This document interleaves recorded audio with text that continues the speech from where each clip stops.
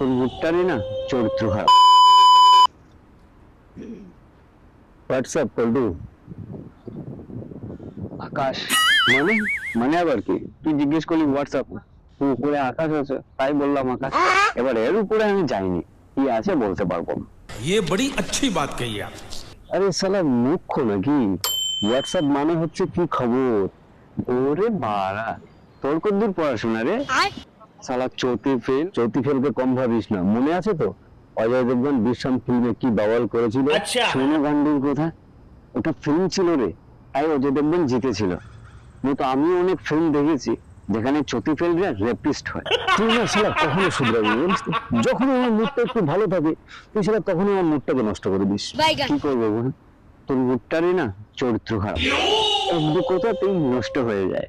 বোকা ছেলে, মুখটাকে একটু লাগাম দে, নাহলে কোনদিন দেখবি ঠিক শালা তুই মারা পড়বি। তো থোবড়া দেখি বোঝা যাচ্ছে ক্রিমিনাল একটা।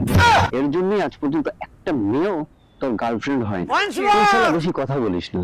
কিছুদিন আগে প্রিয়া আমার গার্লফ্রেন্ড ছিল, আর তুই শালা জন্ম থেকেই সিঙ্গেল বাল। मरना तेरे को डर नहीं लगता? আচ্ছা বেটা, মনে আছে তো প্রিয়া তোকে শুধুমাত্র এক সপ্তাহের মধ্যে ছেড়ে দিয়ে চলে গেছিল।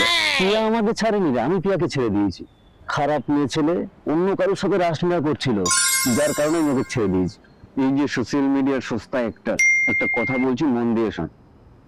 প্রিয়া যার সাথে রাসলীলা করতো না, अच्छा আর যে তোর সেই সকল গার্লফ্রেন্ডের বাড়িতে রাতে উঁকি মারতো, ठीक है।